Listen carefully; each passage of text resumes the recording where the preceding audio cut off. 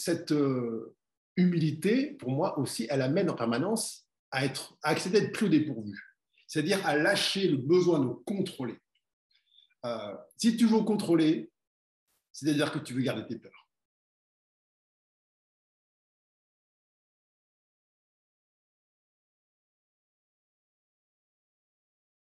Moi, quand j'étais jeune, enfant, j'avais pas mal de peurs, notamment la peur des adultes.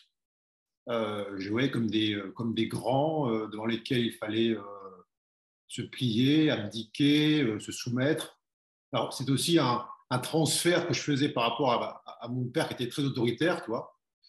Donc, je plaçais l'adulte, au sens large du terme, dans un monde qui m'effrayait un peu, tu vois. Donc, j'avais du mal effectivement, à interagir de manière naturelle avec un adulte en tant qu'enfant, même adolescent. Yeah. Et, et puis, il y avait aussi ce rapport donc aussi qui allait avec à l'autorité, à ce qui était, qui m'effrayait aussi, hein, cette figure d'autorité, de contrôle, de tous ces trucs-là.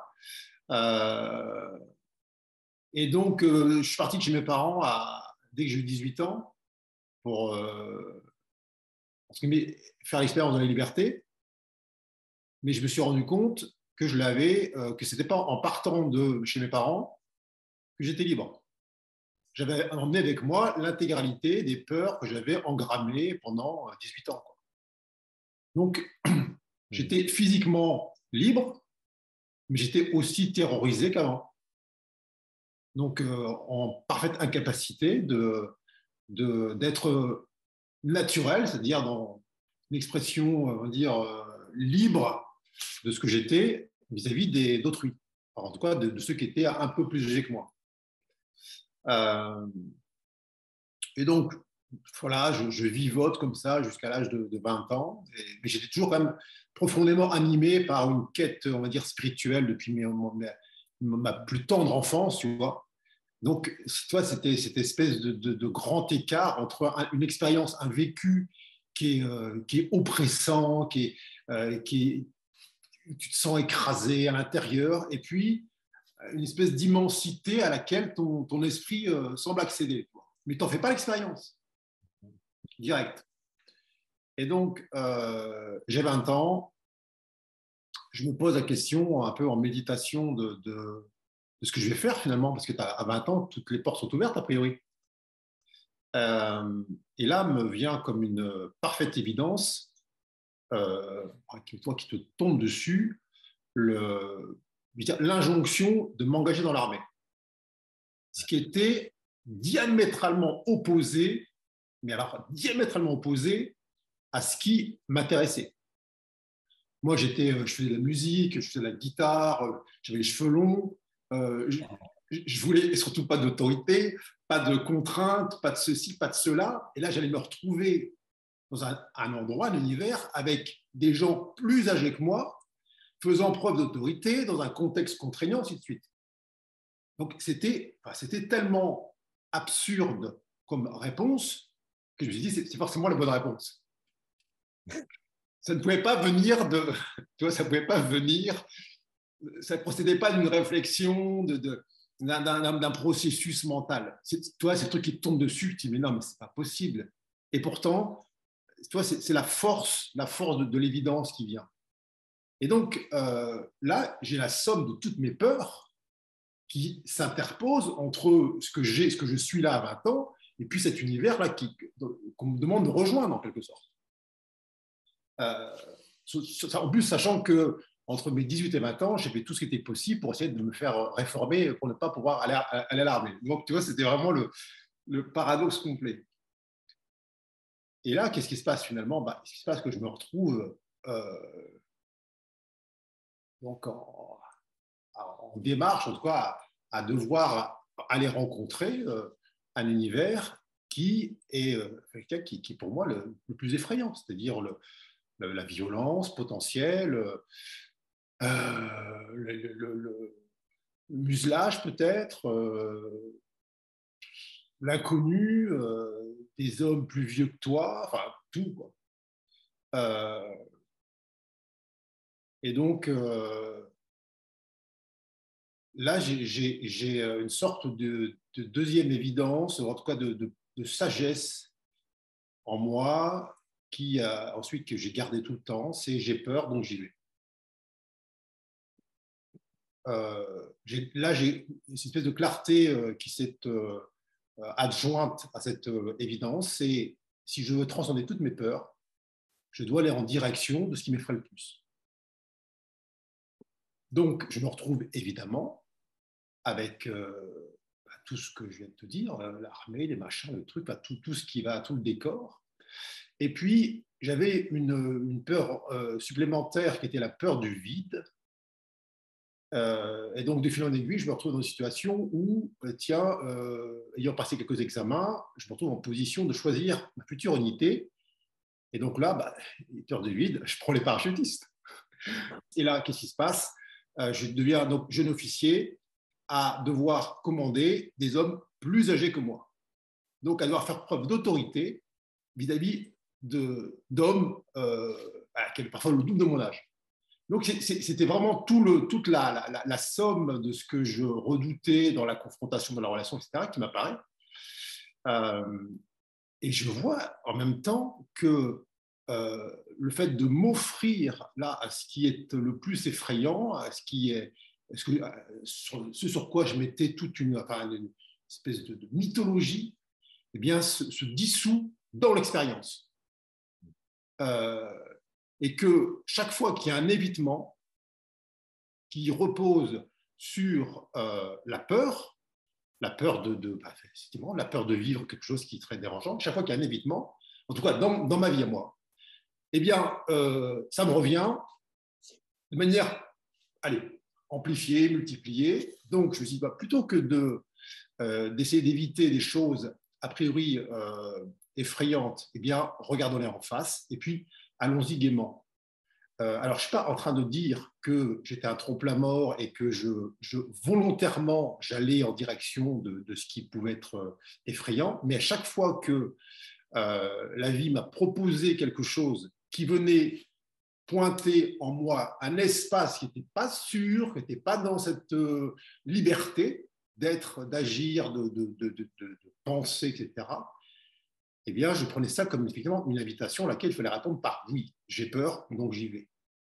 La peur comme un pointant vers une possibilité de connaissance, vers une possibilité de libération, vers une Voilà, possibilité... la peur étant, on va dire, un symptôme de l'ignorance de ce que je suis.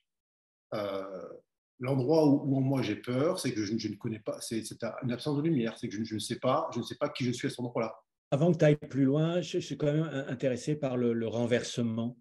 Comment s'est fait le passage d'une relation à la peur qui est plutôt sur le mode de l'évitement, hein, Oui.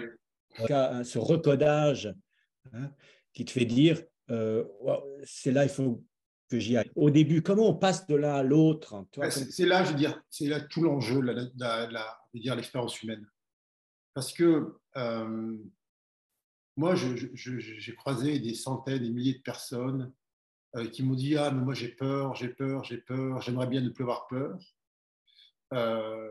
Alors, la prise de conscience de la peur qu'on a en soi, elle ne suffit pas. On peut prendre conscience qu'on a peur de, je sais pas quoi, du noir, du vide, de parler en public, tout ce qu'on veut. La prise de conscience de cet espace donc de méconnaissance, d'ignorance, elle ne suffit pas. Il y a à adjoindre à cette prise de conscience une volonté, je veux dire, extraordinaire de vivre une expérience en capacité de transcender cette peur. Et en l'absence de cette volonté extraordinaire, c'est juste « Ah, j'aimerais bien ne plus avoir peur », cette conditionnalité du désir, eh bien, il ne se passe rien.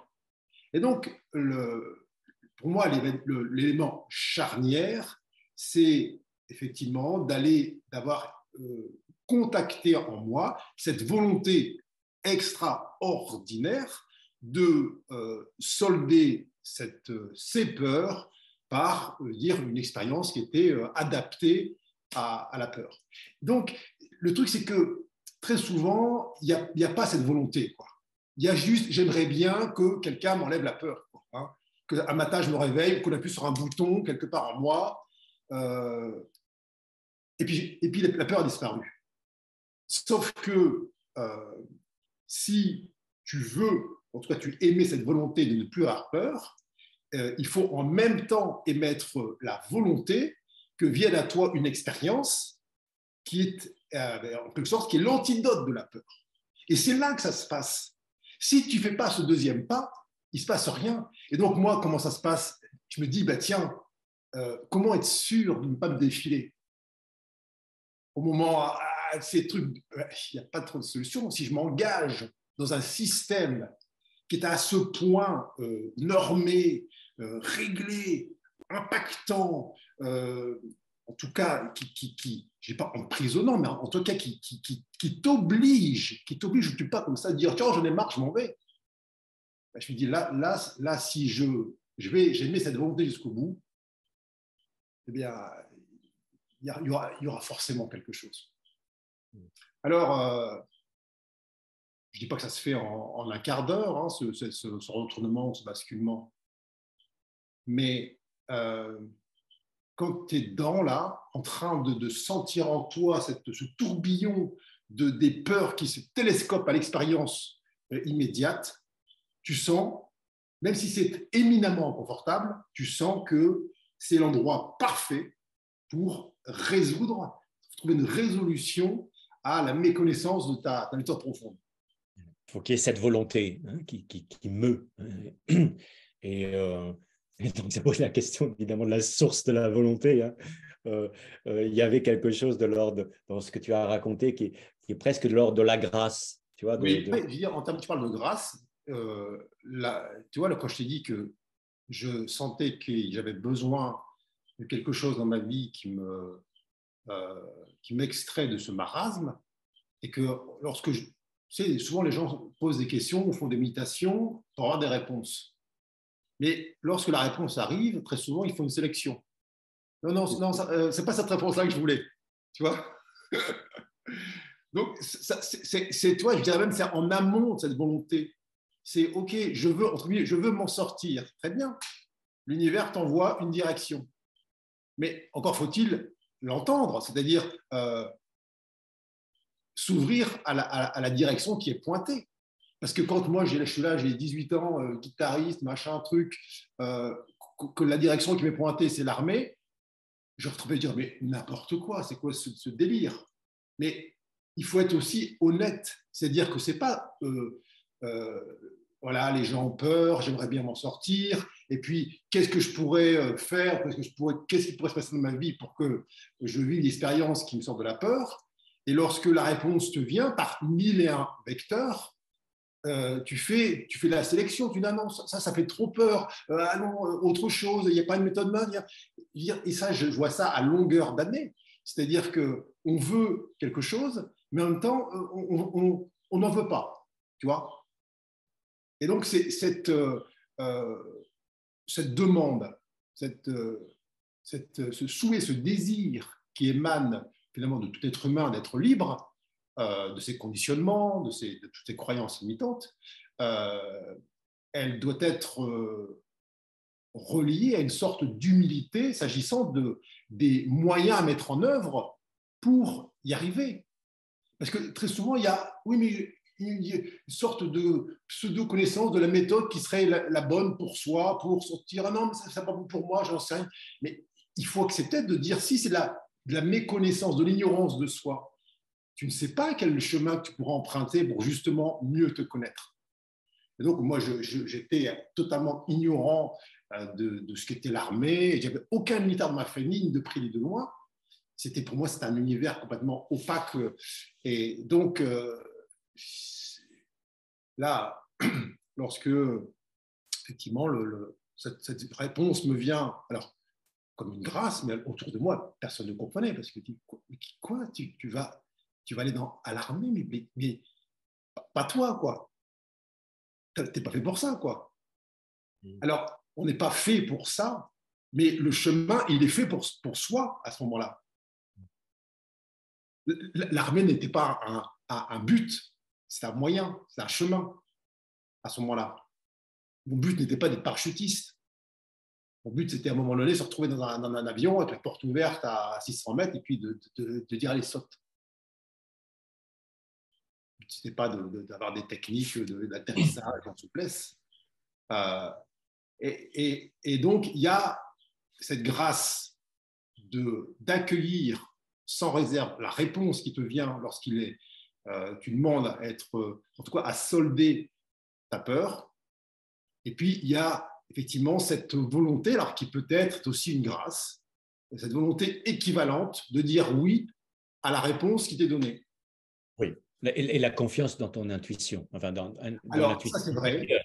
Ça, c'est vrai. La confiance dans cette intuition-là, très souvent, beaucoup ne l'ont pas ou, encore une fois, parce qu'ils font la sélection, ne veulent pas l'avoir. Mais comme je disais tout à l'heure, c'était tellement absurde comme réponse par rapport à mes aspirations du moment.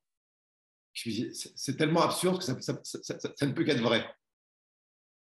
Alors, donc, en ayant fait ce saut, si on peut vraiment, là en l'occurrence,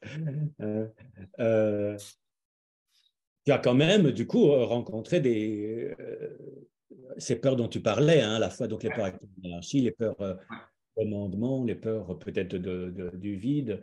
Et tu te rappelles comment tu as négocié ça? J'étais à la fois spectateur et acteur de ces moments-là. Spectateur dans le sens où je voyais arriver à moi des situations, des propositions, des circonstances qui, de prime abord, stimulaient la peur en moi, en plein domaine. Et je vois qu'à chaque fois, j'aurais pu avoir jamais le choix entre esquiver et puis faire face. Alors, ce n'est pas faire face à la situation, c'est faire face à la peur qui monte et qui dit trouve une autre solution que d'aller là où on dit d'aller. Et donc, c'est toujours un arbitrage et c'est toujours une remise en question permanente de quel choix je fais à l'instant T. Lorsque l'univers qui aspire à mon équilibre, à ma liberté, m'envoie une situation, si moi, dans mon orgueil, je dis mais non, c'est pas ce qu'il me faut, ça fait peur, là, je passe à côté du message. Donc, quand on dit tiens, l'être humain aspire à la liberté, est-ce que c'est une aspiration permanente ou c'est quand ça l'arrange? Donc, moi, si tu veux, tu dis depuis ma plus tendre enfance, j'avais cette aspiration à la liberté totale. Au début, j'ai cru que c'était une liberté physique qui me donnerait la liberté intérieure. En partant chez mes parents, je dis hop, je serai libre. Spatial, oui, en tout cas. Voilà, tout à fait. Et donc, chaque jour, depuis que j'ai 6 mois que mes souvenirs sont actifs en moi, je réitère cette aspiration à la liberté totale. Et ça il faut assumer ça. C'est une responsabilité que tu prends.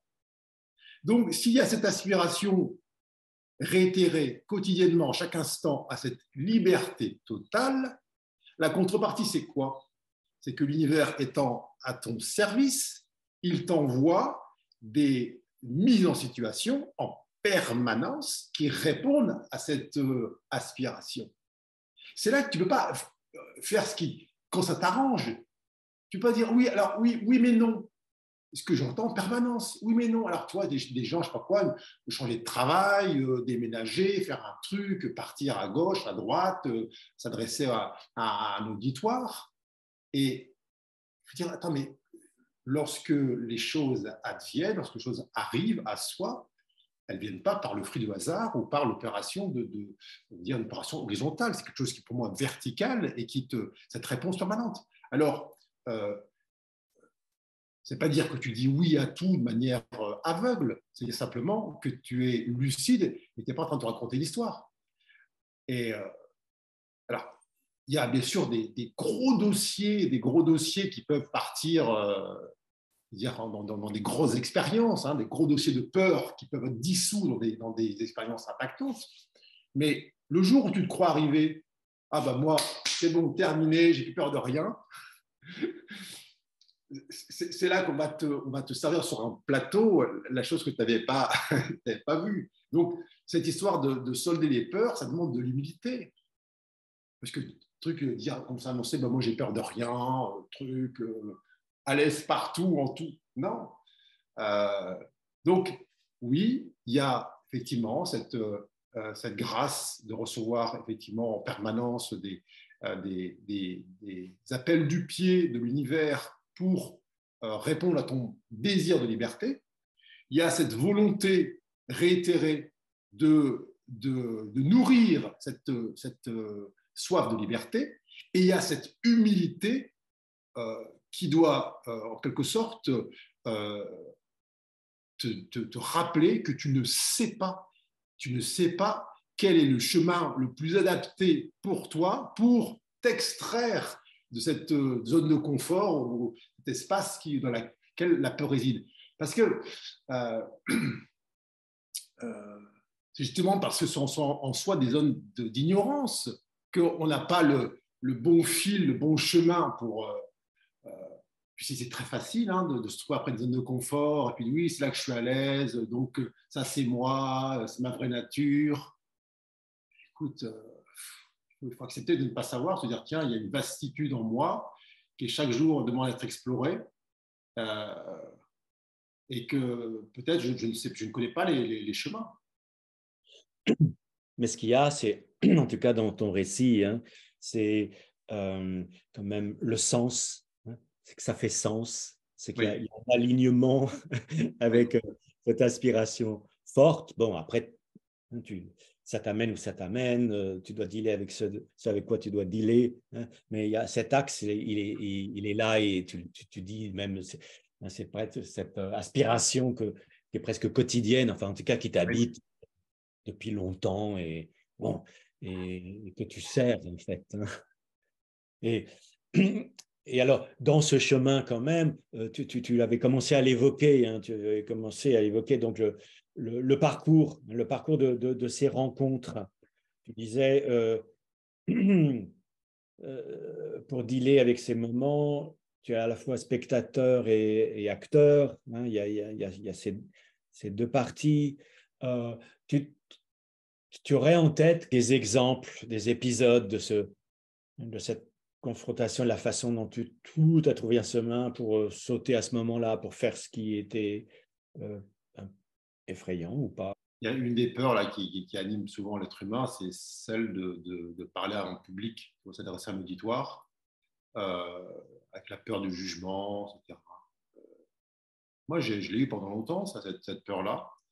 Euh, et puis, tu peux la contrecarrer de manière mentale en préparant ton discours, en révisant tes fiches, en sélectionnant l'auditoire, plein de choses comme ça.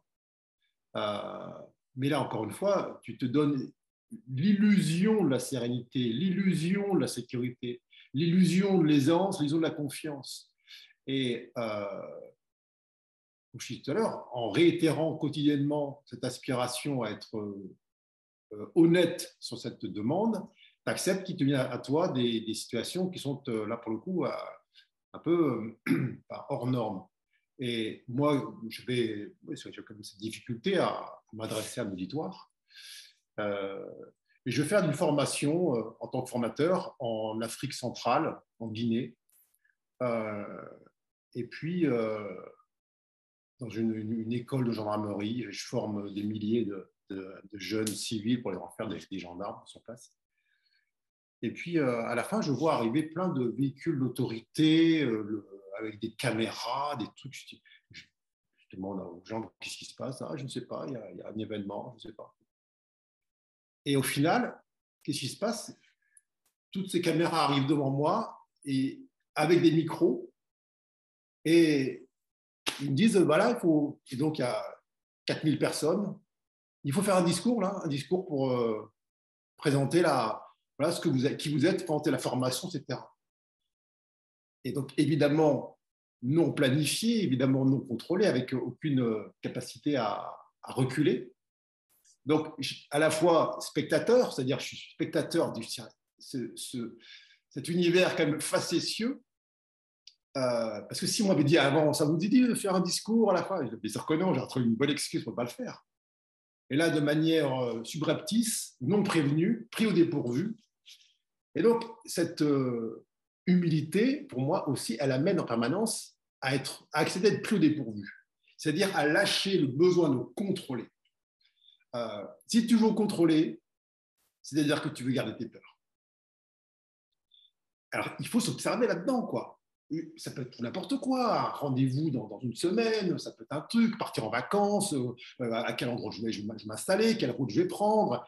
Et donc, quand on parlait de cette histoire de l'expérience, lâcher l'idée de contrôler ou le désir de contrôler, c'est pour moi fondamental. Alors ça, c'est un exemple particulier, mais l'avantage de l'armée, c'est que ça ne se passe jamais comme prévu. Donc, dans toutes les missions que tu vis à l'étranger, les machins, dans des pays en guerre, tu as beau planifier des choses, faire des ordres de mission de l'espace et ainsi de suite, ça ne se passe jamais comme prévu. Donc, au final, ça te place de manière presque dire physique dans une obligation de lâcher prise. Et donc, c'est quoi la contrepartie de cette obligation de lâcher prise? Ça veut dire que tu dois si tu lâches le contrôle, tu dois forcément te reposer sur quelque chose qui en toi est sage. Et la tête ne veut pas ça, parce qu'elle ne croit pas en la sagesse innée ou éternelle de l'humain. Elle croit en la planification, au contrôle, aux mesures préventives, etc. Et donc, au fur et à mesure, moi, j'ai fait des milliers de fois l'expérience de se lâcher prise, je veux dire obligatoire, surtout quand tu es dans des pays d'Afrique, des machins, des camps de réfugiés, en Afghanistan, ce que tu veux. Qu'est-ce que tu veux contrôler là? Tu es obligé de se lâcher prise. Et quand bien même tu voudrais garder des petits soupçons de contrôle, par exemple, tu vois, je suis en Afghanistan, et puis je pars mission de reconnaissance. Moi, je travaillais dans le renseignement là-bas, avec des véhicules civils. Donc, autant dire zéro sécurité. Et dans ces véhicules civils-là, on avait des brouilleurs de téléphone portable qui permettent, à minima, de brouiller les engins explosifs qui sont sous les routes pour éviter qu'ils soient déclenchés par les téléphones portables. Tu vois. Donc, ça brouille le signal téléphonique sur la route. Voilà. Au moins, bon, ça évite d'exploser sur la route. Donc, c'était mon seul organe de contrôle de la situation. Et donc, je planifie cette mission-là. On est 2 véhicules, donc on est 4, et on part dans la vallée, la Kapisa, la vallée la plus dangereuse d'Afghanistan. Et donc, au moment où je sors de la base, j'appuie sur le bouton off de mon brouilleur, et ça me met error, error, error. Et donc là, qu'est-ce qui se passe? Pourquoi ça marche tout le temps, sauf ce jour-là? Soit c'est la faute, t'as pas de chance, soit c'est le hasard, soit c'est la réponse de l'univers parfaite. Donc l'univers te dit, qu'est-ce que tu choisis là? Tu choisis de rentrer dans la base pour regagner du contrôle, ou tu choisis la confiance? Est-ce que tu crois que ta survie tient sur un bouton off d'un appareil? Et que tu penses que c'est vraiment ça la vie? Donc la question, elle est posée là. Donc je dis, bon, quel choix je fais là? Parce qu'on va dire, bah, attends, là, c'est quand même une question de vie ou de mort. En apparence, oui. Mais c'est toujours le même scénario, c'est toujours la même question qui t'est posée. Qu'est-ce que tu choisis? Je me dis, bon, allez, c'est quand même trop gros là que le truc tombe en panne, précisément le jour où je dois me rendre à 120 km dans la vallée la plus dangereuse.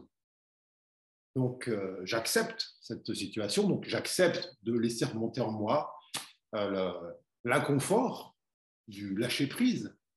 Mais il se passe quoi lorsque tu laisses remonter cet inconfort du lâcher-prise et de l'absence de contrôle? C'est que tu contactes en toi une lumière, une force, une certitude, une vision, une présence qui est absolument hors d'atteinte dès lors que tu es dans ta tête en train de vouloir, machin, régler des détails, etc., et faire confiance à des éléments extérieurs.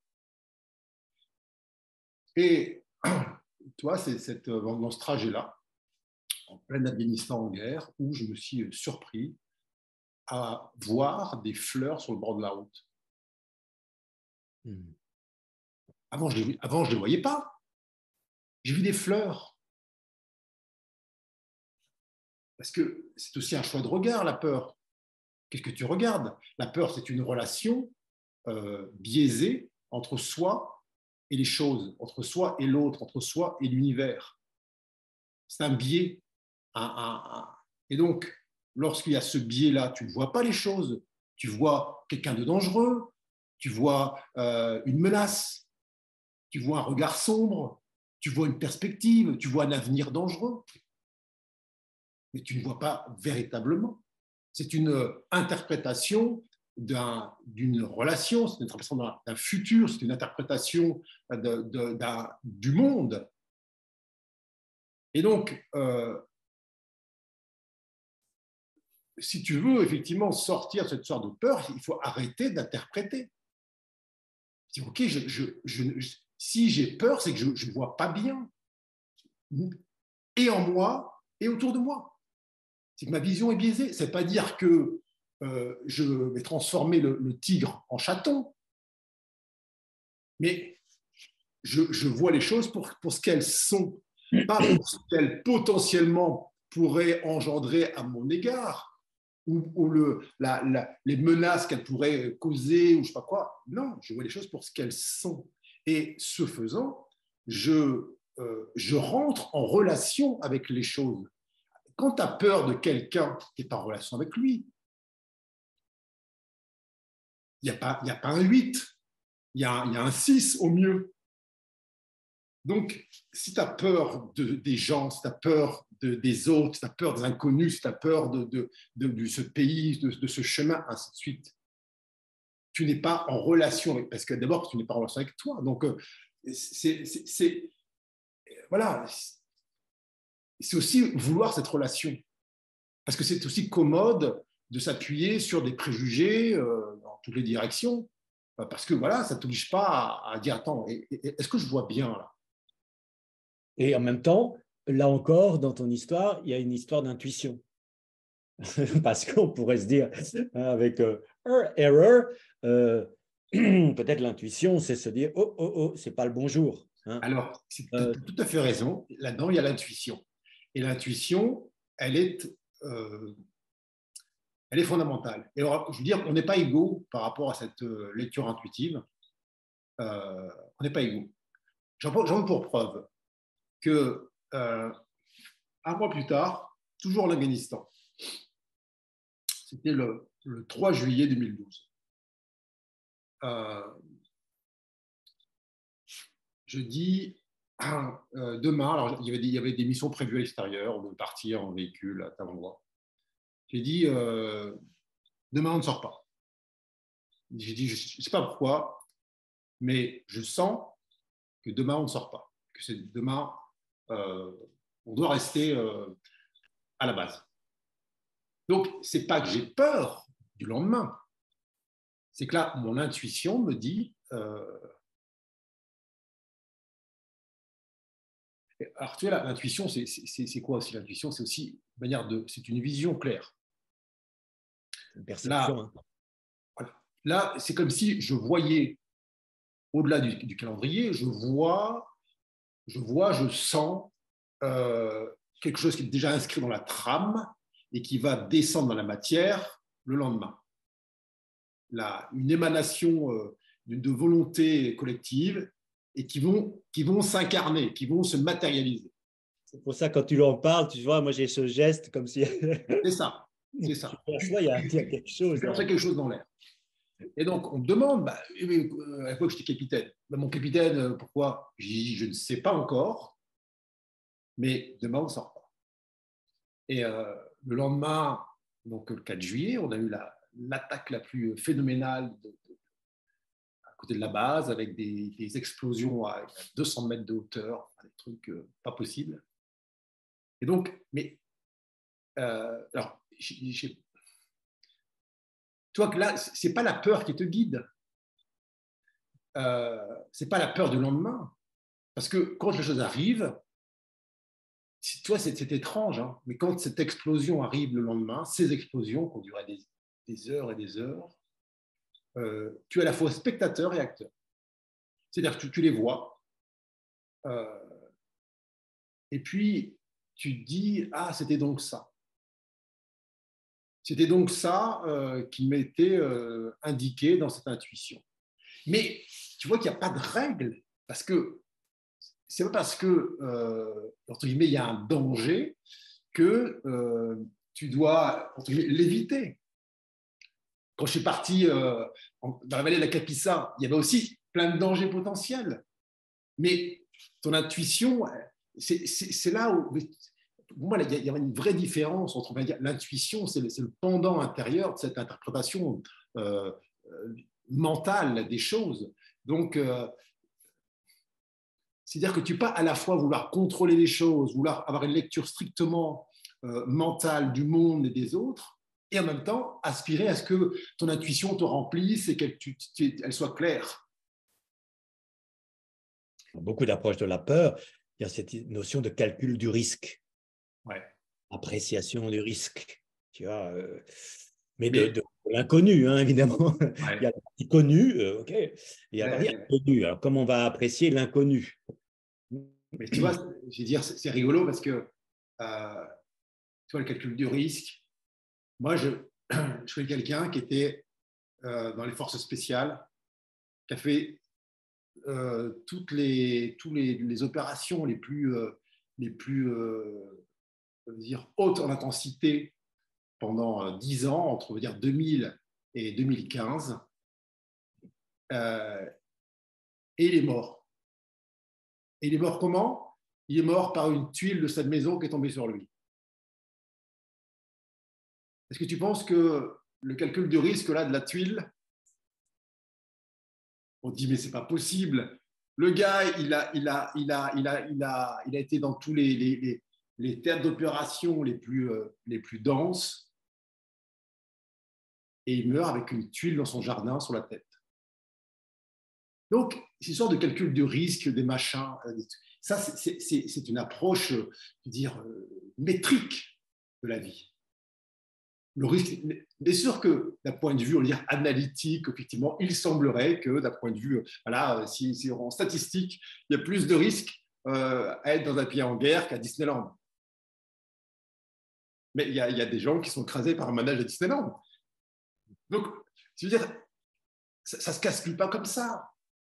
Je veux dire, c'est rassurant peut-être. Je veux dire, oui, ben là, on va prendre des précautions, des assurances. On aura moins peur. Moi, j'habitais avant à Paris dans un immeuble, là, un immeuble en bord de Seine. Toutes les portes étaient blindées, sauf la mienne. Il y a eu des cambriolages dans l'appartement, dans l'immeuble. Ils ont cambriolé tous les appartements, sauf le mien. C'est ironique. Hein. C'est ironique, et c'est ça tout le temps. Alors, je ne suis pas en train de te dire qu'il faut laisser ta porte ouverte quand tu pars en vacances. Ce n'est pas ça. Il y a un bon sens naturel. Tu ne vas pas amener ton gamin de 3 ans caresser un tigre, etc. Il y a un bon sens commun. C'est le bon sens de la mère oiseau qui fait son nid en hauteur et pas au ras du sol. Mais au-delà de ce bon sens naturel qui est préservation et pas protection, préservation, eh bien, au-delà de ce bon sens naturel, il faut accepter que les mesures que l'on croit prendre pour se préserver du danger ou des risques ne sont que illusions. Illusions et nourriture pour le mental. Mais en aucun cas un moyen avéré de se soulager de quelque chose. Et puis, alors, toi, il y a aussi cette boucle qui se ferme avec, je ne sais pas quoi, quelqu'un qui va prendre une assurance anti-effraction. Il a pris l'assurance la plus chère anti-fraction pour sa maison. Et puis, la semaine plus tard, il est cambriolé. Ah, mais il dit, ah, heureusement que j'ai pris l'assurance, parce que grâce à ça, l'assurance m'a remboursé. Mais qui de la poule ou l'œuf là-dedans? Quand tu prends un bouclier, le bouclier n'arrive pas seul. Tu es obligé, quand tu décides de porter un bouclier, tu convoques une énergie de même fréquence qui est celle de la lance. Un bouclier ne fonctionne pas tout seul. Donc, je veux dire, moi, j'ai vu ça des centaines de fois dans des opérations où tu peux avoir l'impression que plus tu es blindé, plus tu es protégé par de la matière, par des mesures, mais en fait, plus tu convoques ces énergies-là de protection, plus tu appelles à toi des énergies qui vont les équilibrer. Encore une fois, je ne suis pas en train de dire que tu marches pieds nus sur des mines, ce n'est pas le sujet, mais il faut s'observer dans une démarche. Pourquoi je me mets un deuxième verrou à ma porte? C'est quoi? Je pars de chez moi, je suis à ma porte à clé. Simple bon sens. Mais pourquoi il y a un truc en moi qui dit, tiens, je mettrais bien un deuxième verrou? Ce qui est clair, en tous les cas, dans ces histoires, c'est que dès lors que la personne prend une mesure comme ça, cette mesure est une expression de son regard sur le monde. Oui. Et ce qui a, enfin, ici encore rien produit, mais ce qui a changé, c'est son regard Bien sur sûr. elle voit comme plus menaçant. On est de l'ordre du lien entre les choses, des liens invisibles, entre une attitude, un regard, une attitude, une posture, et ce qui nous arrive. Et puis, il y a aussi, si tu parlais des expériences, il y a beaucoup de personnes qui ont eu des expériences, on va dire, traumatisantes et qui vont en faire des vérités absolues. Je veux dire, on a tous pu avoir des expériences, je ne sais pas quoi, on s'est fait voler un truc dans la voiture, agresser le soir à 23h dans une rue sombre, ok, c'est partie de l'expérience humaine. Mais qu'est-ce que je dois en faire de ça? Je dois dire que plus jamais je sortirai de chez moi à 23h, plus jamais je partirai chez moi sans allumer toutes les caméras et mettre 50 verrous. Qu'est-ce que l'univers veut me faire faire par rapport à ça? C'est quoi la leçon? Est-ce que la leçon, c'est de se dire, tiens, bah, moi, la leçon que je retire, c'est l'enseignement, c'est le monde est dangereux. Ou alors les gens ne sont pas fiables, ou alors les hommes sont ceci, ou les femmes sont cela. Donc, quelle leçon? Et donc, c'est toujours se poser la question, est-ce que la leçon que j'en tire est adaptée à la classe dans laquelle j'aspire à être, à m'exprimer? Et puis encore pire, il y a celles et ceux qui s'accaparent l'expérience des autres. Ah, ma voisine a vécu ça, donc, conclusion, je me nourris de son expérience, enfin de son expérience négative, et donc j'alimente ma propre peur, ainsi de suite. Mais toi, tu l'as vécu, toi, et puis on parle de les peurs, ce côté irrationnel. Je quitte l'armée, la gendarmerie, donc en 2013, après avoir passé 6 mois en Afghanistan. Et quand je quitte l'institution, je quitte avant l'âge de la retraite, donc je pars sans rien, c'est-à-dire sans salaire, sans maison, sans rien. Mais je sens que c'est vraiment le moment, tout comme il y a eu la jonction, maintenant tu y vas, et la jonction, maintenant tu t'en vas. Okay. Et donc, ce qui est cocasse là-dedans, c'est que autour de moi, il y a plein de gens, des civils, qui me disent mais qu'est-ce que tu vas faire? On est inquiet pour toi, qu'est-ce que tu vas devenir? Je lui dis attends, quand j'étais en Afghanistan, tout allait bien, vous n'étiez pas inquiet, et maintenant que je sors du cadre, vous commencez à vous inquiéter. C'est quand même paradoxal. Donc tu vois la folie de la peur qui est dans son bocal, qui ne se rend même pas compte de l'énormité de ce qu'elle va aller chercher comme argument pour se justifier elle-même. Donc, ce faisant, tu dis, mais non, mais ça n'a pas de sens. Sur quoi repose cette peur? La peur de l'inconnu.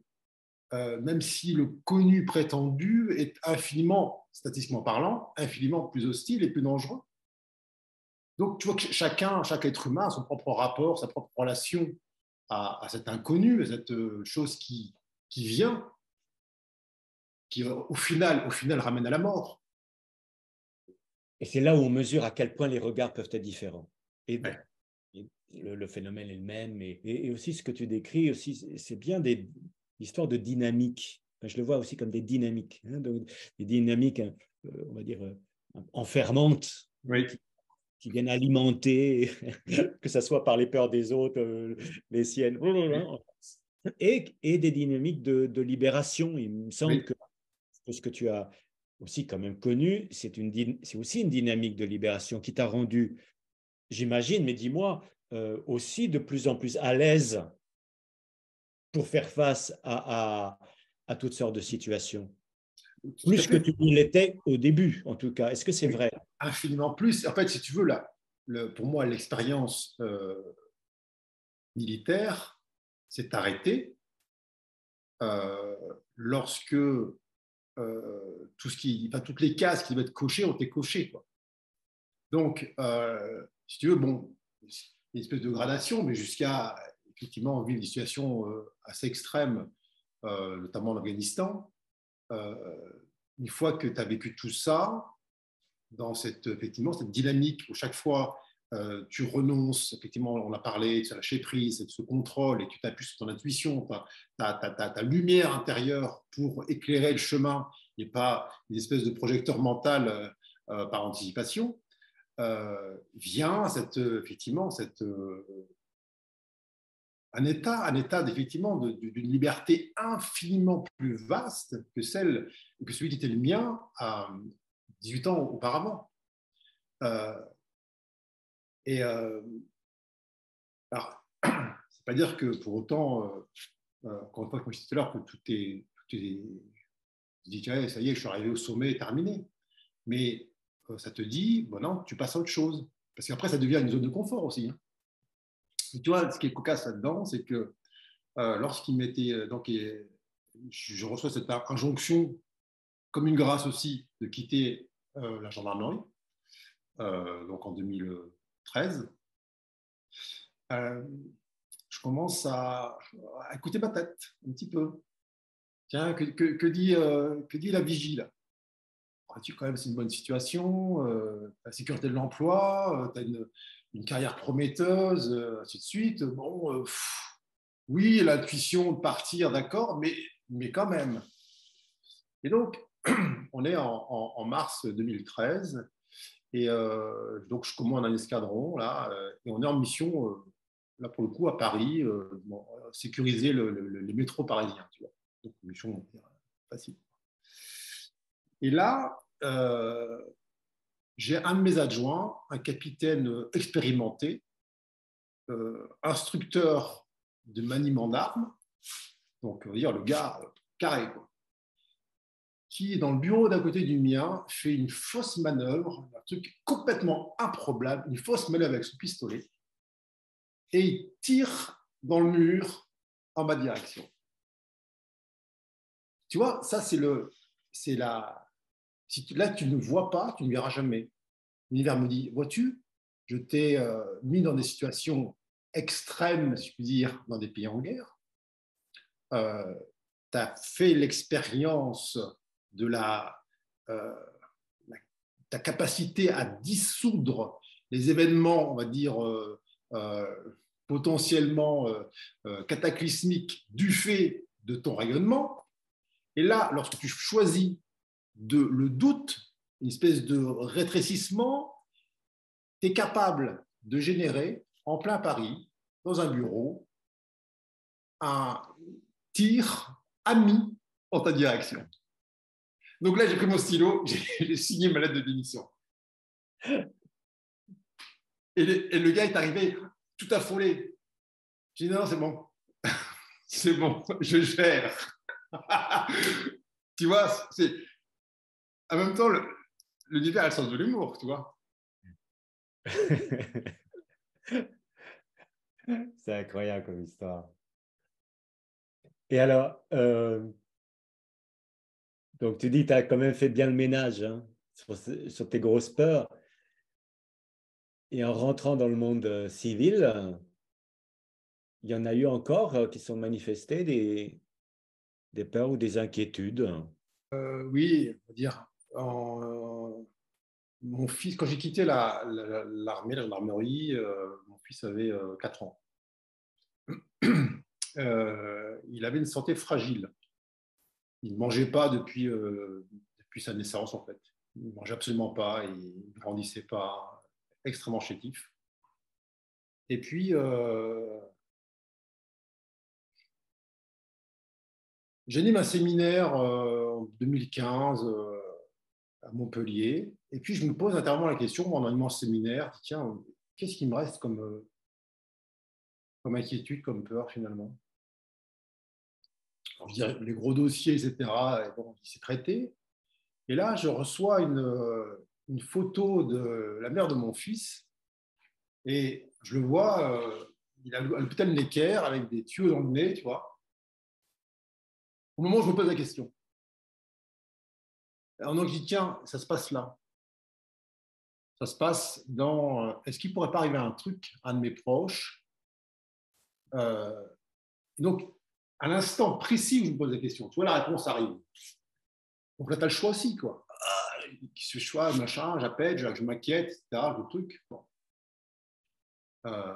Et donc, lorsque, je veux dire, tu as fait le dossier, enfin, tu as fait un peu le job en toi, ça va chercher dans les retranchements, les trucs, qu'est-ce qui pourrait arriver aux autres, est-ce que les autres pourraient vivre une expérience contre leur gré, est-ce que l'univers pourrait être injuste, ainsi de suite, tu vois.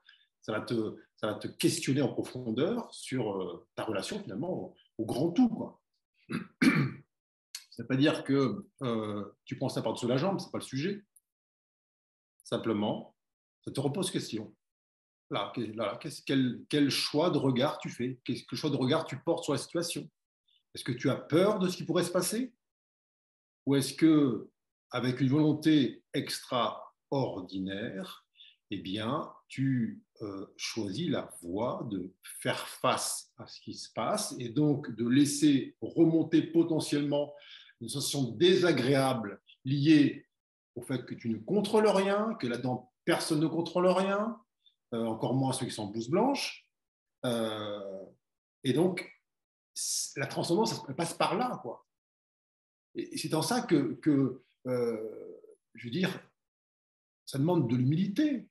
Tu ne sais pas ce qu'on te réserve, mais moi, comme je t'ai dit tout à l'heure, euh, je demande, chaque jour, je demande à ce que me soient montrées mes potentielles poches de résistance dans lesquelles pourrait subsister de la peur. Parce que dire, quand tu as fait une vie d'aventurier pendant près de 20 ans partout dans le monde, tu peux te croire à l'abri de l'angoisse et de l'inquiétude. Hein. Tu dis, bon, c'est bon, quoi.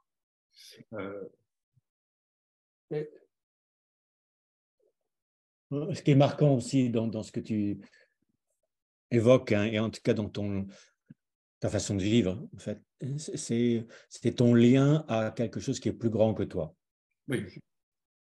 Si je n'avais pas ça, rien de tout ça n'aurait été possible. Exact. Et c'est quelque chose qui m'anime aussi, comme, même si c'est en ce qui me concerne encore à construire, tu vois. Maintenant, on n'est pas égaux là non plus. De même, tu dis, on n'est pas égaux dans l'intuition. Non. On n'est pas égaux du tout dans la relation. Non. Mais moi, je n'ai pas de mérite au sens où je l'avais dès le départ.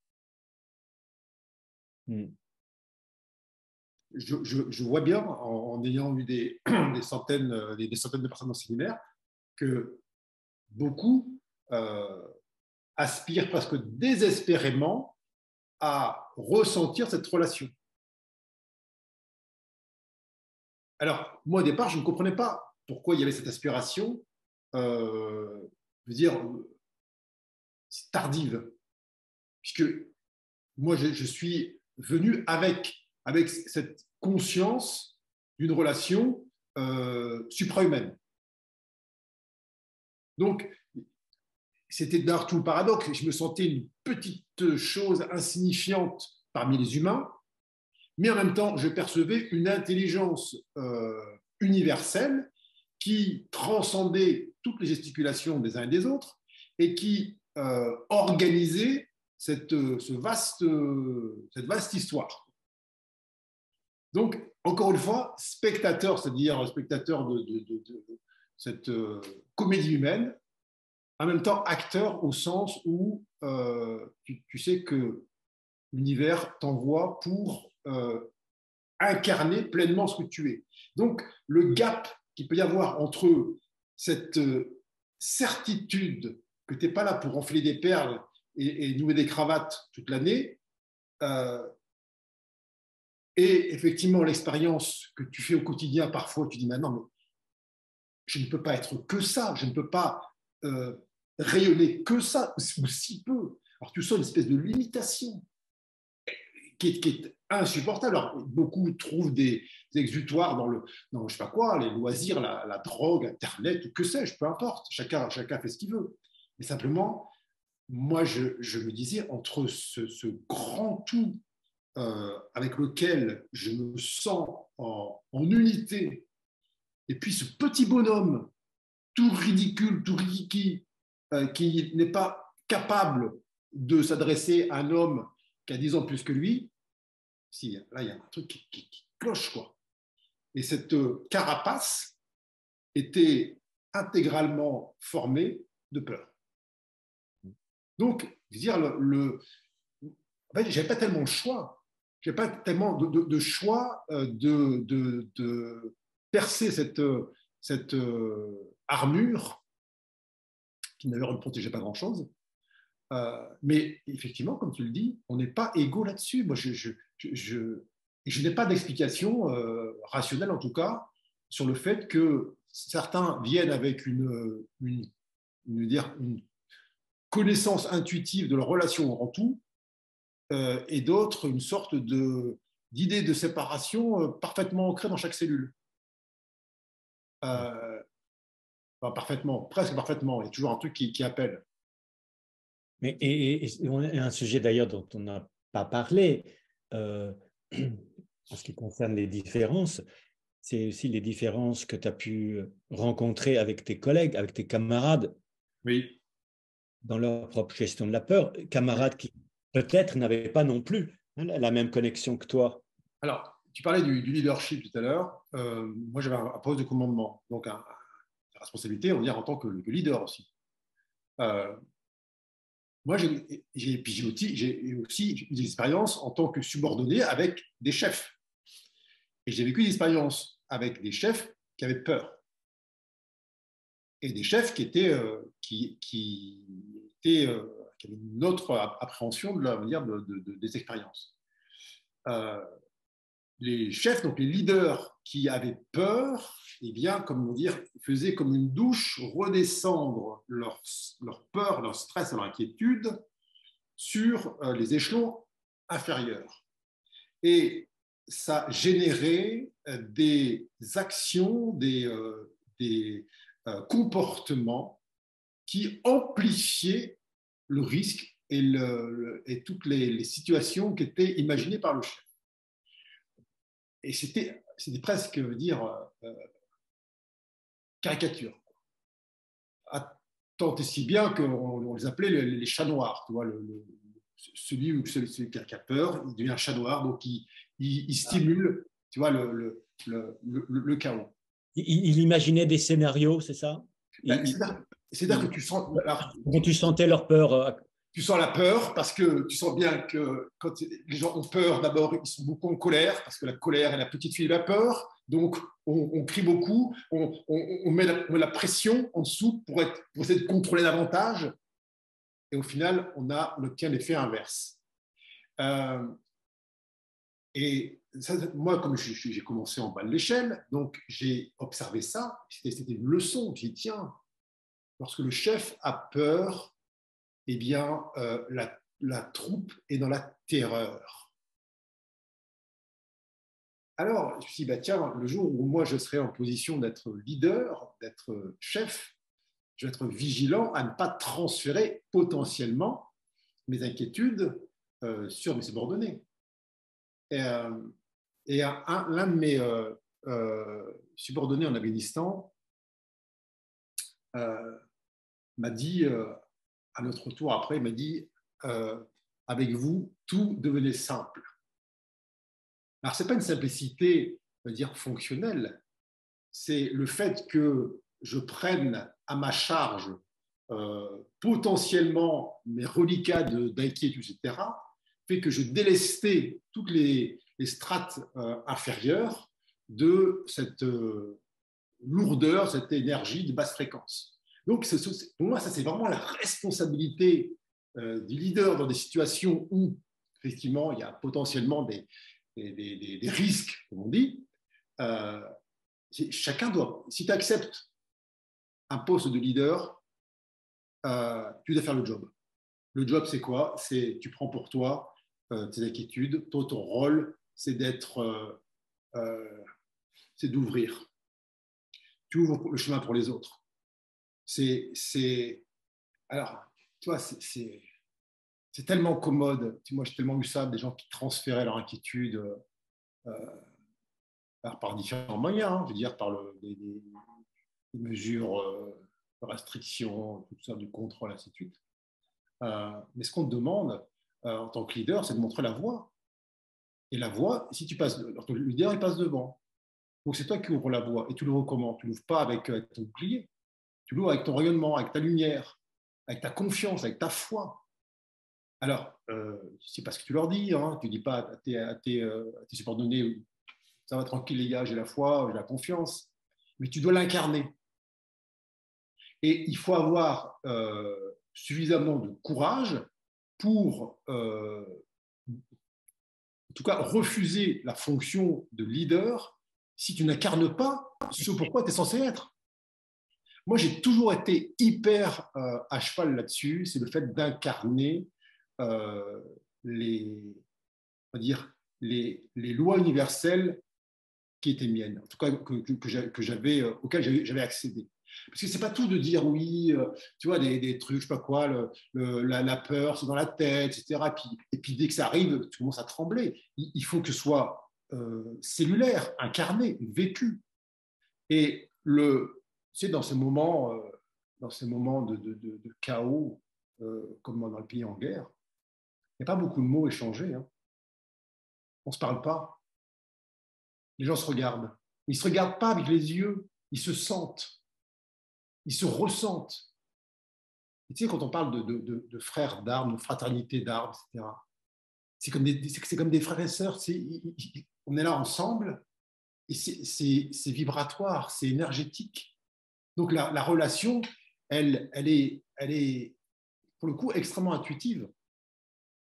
Et donc, intuitivement, les gens qui sont autour de toi, quand tu es un peu son auditeur, ils sentent, ils te ressentent. Donc, c'est pas tout de leur dire « Oh, c'est bon les gars, ça va bien se passer, tout le truc », si toi-même tu trembles comme une feuille à l'intérieur.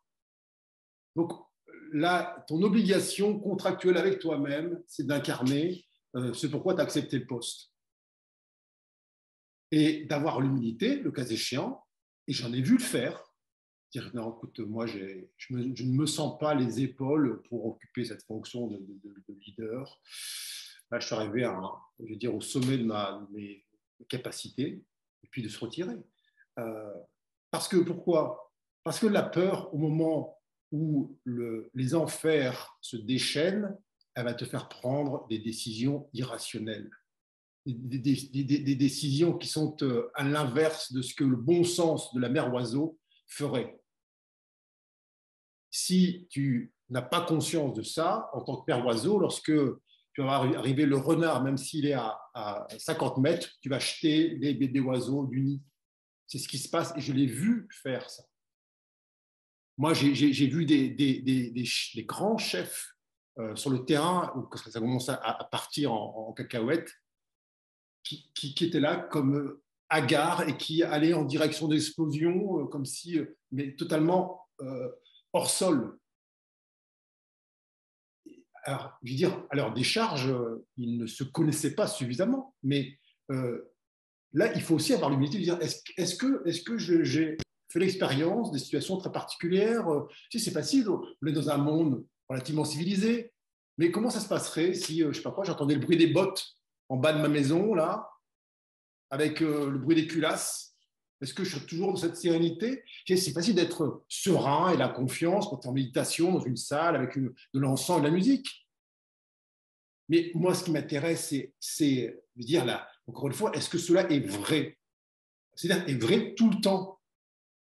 Donc, le tout, c'est pas de se dire, ah, mais quand je suis avec mes amis, etc., je me sens bien, je suis à l'aise, je suis dans la confiance. D'accord, super. Mais est-ce que cela est réel? Est-ce que cela est vrai? Et pour que tu saches si cela est vrai et réel, il faut accepter eh bien, les mises en situation de l'univers qui vont te montrer les parties qui ont toi potentiellement. Tu dis, ah non, là, ça je n'avais pas vu. Quoi. Euh, alors, c'est tout un. Dire, c'est tout ce dilemme, parce que en tant que leader, tu ne sais, enfin, quand tu acceptes un poste supérieur de leader, tu ne sais pas comment tu vas être. Parce que tu vas te trouver dans une situation où à la fois tu dois faire face à une situation, faire face à ce qui potentiellement en toi peut remonter à la surface que tu n'avais jamais expérimenté, et en même temps être capable d'être en quelque sorte le guide, celui qui ouvre le chemin pour tout un collectif. Donc tu ne sais pas à l'avance. Alors beaucoup disent ah non, moi je n'ai pas envie d'occuper ce poste-là parce que on ne sait jamais. D'accord, ok, c'est un choix possible. Mais tu peux aussi faire le choix de dire, OK, je ne sais pas, mais osons ce pas-là. Effectivement, tu prends le risque d'abord de passer pour un couard, peut-être. Tu prends le risque de voir remonter à la surface des peurs qui vont te faire agir de manière complètement inconsidérée. Mais en même temps, tu prends aussi, en tout cas, c'est aussi une possibilité de transcender de manière extraordinaire toutes les limitations habituelles de l'humain qui se cantonne dans sa zone de confort. Quand je t'entends, la principale éducation qui est l'éducation de la vie. Oui. Au fur et à mesure de ce qui se présente, hein, et d'en faire une éducation, c'est d'en faire un objet de travail, un objet de connaissance de soi, un objet de dépassement de ses limites. Okay, oh. Maintenant, je me pose la question de qu'est-ce qu'on pourrait transmettre au-delà de la philosophie, qu'est-ce qu'on pourrait proposer comme expérience qui aide les individus à être plus à même alors à quoi à prendre ces risques-là, à faire ces choix-là de développement, à peut-être trouver des ressources. On parlait tout à l'heure des ressources externes, mais il y a aussi peut-être des ressources internes, des ressources corporelles. Qu'est-ce que serait pour toi une éducation Mais, toi, moi une chose qui m'interroge beaucoup, c'est sur la manière dont on prive les enfants de toute éducation corporelle à l'école. C'est-à-dire ils sont absolument incapables de faire quelque chose de leurs émotions, de la boule au ventre du lundi matin, du nœud dans la poitrine à l'annonce, je sais pas quoi, d'un classement, d'un examen, d'un truc, etc. Donc, ils sont peut-être compétents en histoire-géographie, mais ils sont absolument ignares on va dire, en maîtrise de ce qui se passe dans leur corps. Moi, j'ai toujours été très à cheval sur la sensation. Moi, quelqu'un me dit, OK, ah, j'ai peur, OK, là, c'est où? C'est où? C'est où ta peur? Tu vas dire, ah bah, c'est là, OK. C'est là dans le ventre. Très bien. C'est la première chose, avant de vouloir partir à gauche, à droite, etc., réfléchir, c'est où? Là, pour l'instant, la peur, en premier lieu, c'est une sensation, c'est-à-dire là, le corps qui traduit ta lecture du monde. Et donc, l'écueil humain, c'est de faire en sorte de vouloir faire disparaître la boule dans le ventre, en se rassurant, en demandant d'autres. Alors que là, au contraire, si à ce moment-là, tu dis, OK, mon corps est mon meilleur ami, il me donne une indication. Plutôt que de chercher à écraser cette sensation ou de faire en sorte de la faire disparaître par mille et un moyens, je vais, cette boule, lui laisser tout l'espace disponible. J'arrête de vouloir la contracter, je la laisse s'ouvrir. Alors, c'est éminemment désagréable puisque on enseigne à l'humain de faire l'inverse tout le temps. Arrête d'avoir peur, calme-toi, ne pleure pas, ainsi de suite. Bref, à comprimer le message. Là, la première chose à enseigner, si je puis dire, c'est d'accepter le message, accepter l'inconfort. Alors, c'est comme si on gonflait un ballon de baudruche. On laisse le message se répandre. Ça, cette acceptation de laisser le message se répandre, s'expandre même, et la réponse que l'on fait dans l'instant à la situation. Là, on est déjà en train de se mettre en relation avec l'univers. OK, j'accepte ce qui se passe. Et c'est là aussi qu'en retour, on a ces invitations de transcendance. Mais si dès le départ, au plus près de soi, dans le corps, il y a un refus de sentir la chose, puis tu vas t'arrêter là. Qu'est-ce que tu irais aller marcher sur un fil ou sauter en parachute ou partir dans un pays en guerre? Non. Ou alors tu vas te rétracter. Mais là, dès le départ, tu as un outil qui est immédiatement disponible, qui est extrêmement, réactif pour le coup. Utilise-le. Tout le monde en a. On dit, tiens, l'intuition, tout le monde n'en a pas au même niveau, la grâce, etc. Par contre, tout le monde a un corps. Trouve-moi un seul être humain qui dira, moi, j'ai jamais eu peur de rien. 100% des êtres humains, qu'ils veuillent ou non, ont déjà senti cette chose qui était là et qu'ils ont essayé d'éteindre, de ceci, d'écraser, de passer au voisin, ainsi de suite, ou d'en expliquer la cause en pointant le doigt à l'extérieur. Mais si là, OK, stop, je prends mes responsabilités dans ce que je sens. OK, bien sûr que peut-être c'est l'aboiement du chien qui a déclenché ça. En apparence, ce n'est qu'un épouvantail qui a stimulé la chose.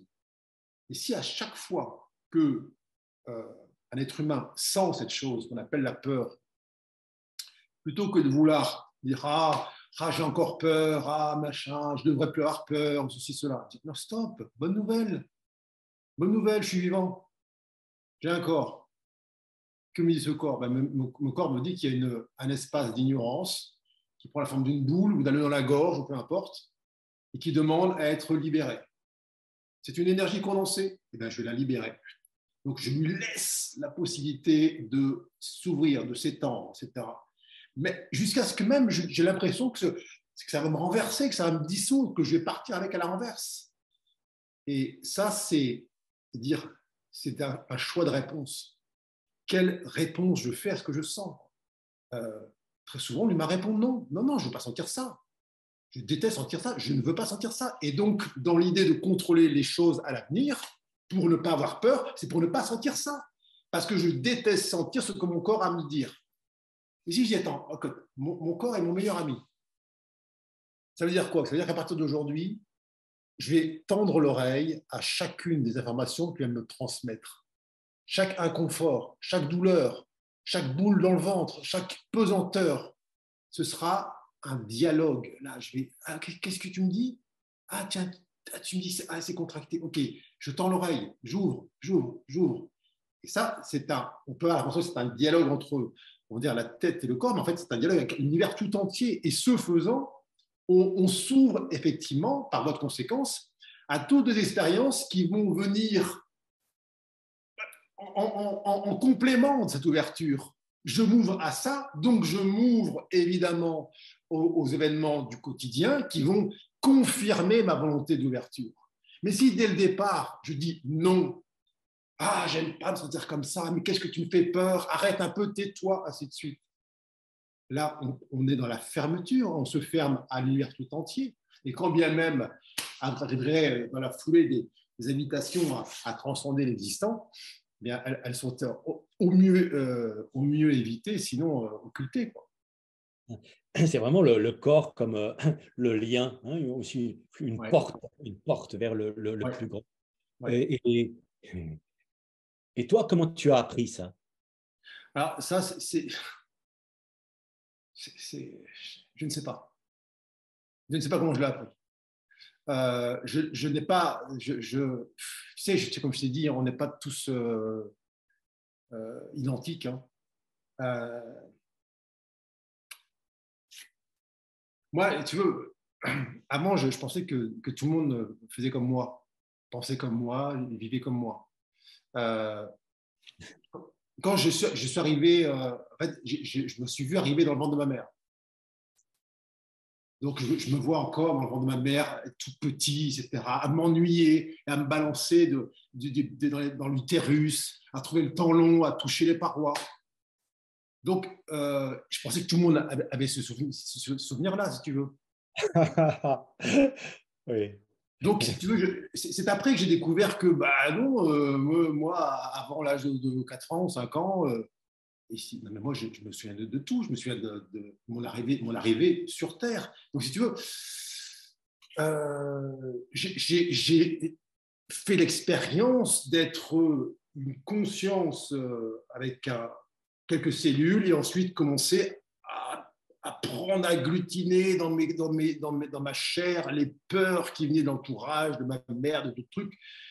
Et donc, d'accord, wow, bon là, il y a du boulot, quoi. Et donc, très rapidement, je devais peut-être, dès que j'ai commencé à parler, je racontais à ma mère ma vie intra-utérine.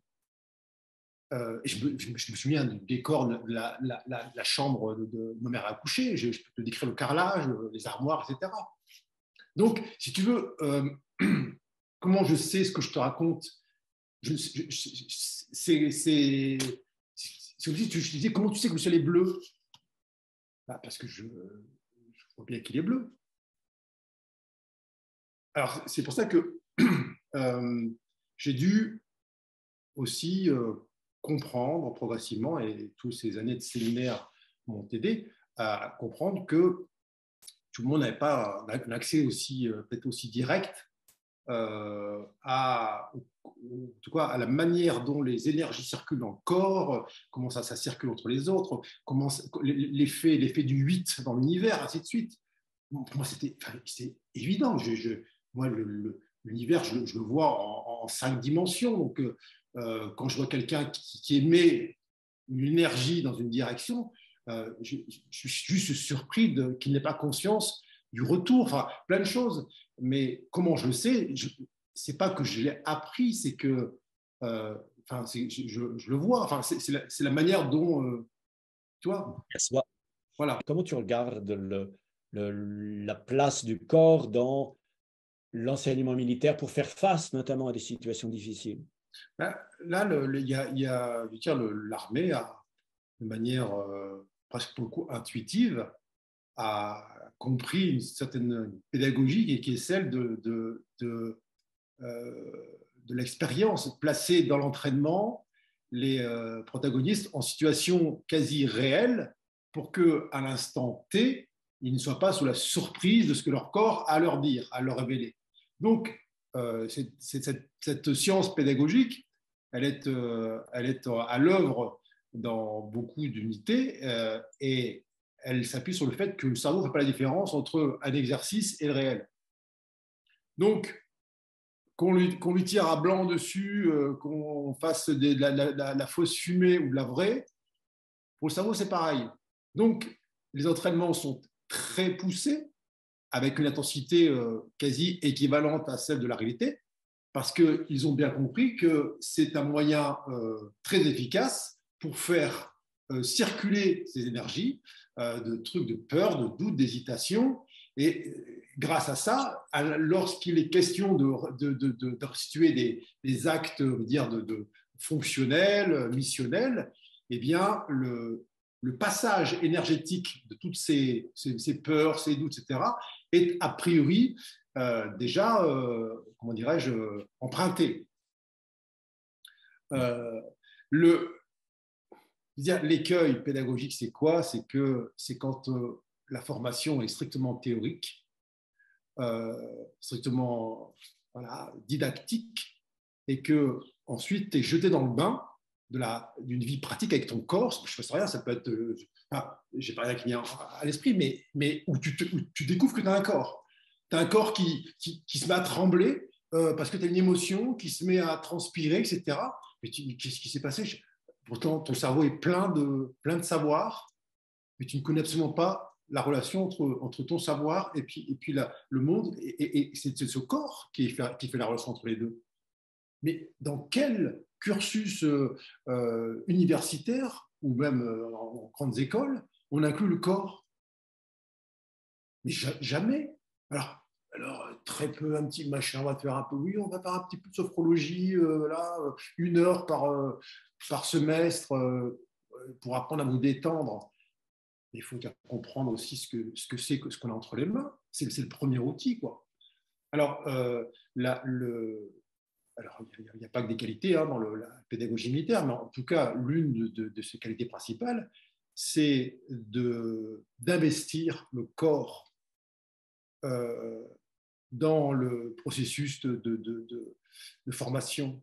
C'est de l'impliquer totalement, ne serait-ce que par la découverte de ce qu'il est capable de faire en termes d'efforts, en termes de performance. Il y a plein de gens qui... Moi, je vais arriver plein de civils qui s'étonnaient de pouvoir marcher pendant 3 jours, 100 km avec un sac à dos à 30 kilos. Ils pensaient, ils ne savaient pas que leur corps pouvait faire ça. C'est pas dire qu'ils ont pas mal aux pieds. C'est-à-dire qu'ils découvrent leur corps. Ils découvrent qu'ils peuvent passer une semaine en dormant 2 heures par nuit et sans pour autant s'affaler dans le canapé après. Ils découvrent. Ils découvrent effectivement des zones de peur qu'ils avaient ignorées. En les faisant marcher sur un câble en au-dessus du vide ou se lancer d'un avion, ils découvrent. Mais c'est une découverte. Alors après, il y a une maîtrise progressive qui vient, mais au départ, c'est une découverte. Ils découvrent leur corps. Mais on voit plein de gens dire, compétents, donc ont des diplômes, si je puis dire, mais qui ne connaissent pas leur corps. Alors, s'il fallait faire une éducation pour les civils, oui. De connaissance de son corps, ça serait quoi pour toi les composantes importantes? Après, tout dépend tu vois, pour moi, le frein principal au rayonnement de l'humain, c'est la peur. Ah oui. C'est ce qui l'empêche. Voilà. Donc, s'il faut inclure le corps, je veux dire, pour moi, toute activité qui permet de faire remonter une peur, une appréhension, une inquiétude, une angoisse, quelque chose, et avec évidemment la conscience qui accompagne, qui accepte la sensation. Parce que si déjà, comme on dit tout à l'heure, il y a un refus, mais toute pratique qui permet de faire circuler ces énergies compactées et d'en prendre conscience, de les accepter, etc. Et après, dire, chacun a son unicité, chacun a dire, tout le monde n'est pas fait pour aller ramper sous des barbelés, mais il y a 1001 vecteurs, le spectre est très large, mais imaginons un monde dans lequel l'humain n'aurait pas peur. Mais ce n'est pas le même monde. Quand tu vois le nombre de décisions, de mesures, de lois, de tout ce que tu veux qui sont prises en s'appuyant sur la peur ou la stimulation de la peur, et même dans une vie individuelle. Combien de fois dans une journée, un humain prend des décisions pour ne pas sentir la peur en lui ou pour éviter de la faire sentir chez autrui? Ne pas effrayer, machin, faire bonne figure, ainsi de suite. C'est toujours la peur à plus ou moins grande échelle qui est là, rassurer, faire une bonne impression. Mais bonne impression, c'est-à-dire quoi? C'est-à-dire ne pas faire peur à l'autre. C'est dans toutes les strates, être je sais pas quoi, être bien poli, bien lisse, pas d'aspérité qui viendrait stimuler en l'autre la peur de qui je suis. Enfin, c'est dans tous les domaines. Et donc, quand on prend conscience de ça, tiens, ben, effectivement, moi, dans une journée, je passe mon temps à flipper et à prendre des décisions pour m'éviter d'avoir peur ou de faire peur aux autres. Sommes-nous libres pour autant? Non, alors on est civilisé, d'accord, mais ça veut dire quoi cette civilisation? C'est un consensus sur, ok, on va prendre, on se met tous d'accord, on va faire en sorte de ne pas se faire peur mutuellement. Hein? Comme ça, on est tranquille. Et ceux qui nous font trop peur, on les met en prison, comme ça, c'est réglé. Mais rien n'est réglé. On a juste enfermé. On enferme ceux qui font peur et on enferme en soi la peur. Donc maintenant, c'est-à-dire que ça part, alors c'est un chemin individuel, ça part de soi. Est-ce que j'ai envie de jouer à ce jeu-là? De la dissimulation permanente. Donc, toute pratique, toute initiative qui permet corporellement une prise de conscience de l'énergie condensée qu'on appelle la peur, avec une acceptation qui s'ensuit et une volonté qui se connecte à ça, de bien vouloir dire oui à l'expérience qui va venir derrière pour confirmer, c'est-à-dire pour faire l'expérience d'une relation à l'univers qui vient. Eh oui, effectivement, là, avant, j'avais peur, là, maintenant, je suis libre. Tout ça, ils vont apprendre. On va se faire un Fear Lab ensemble. Avec plaisir. Ça me donne envie. J'adore ce sujet.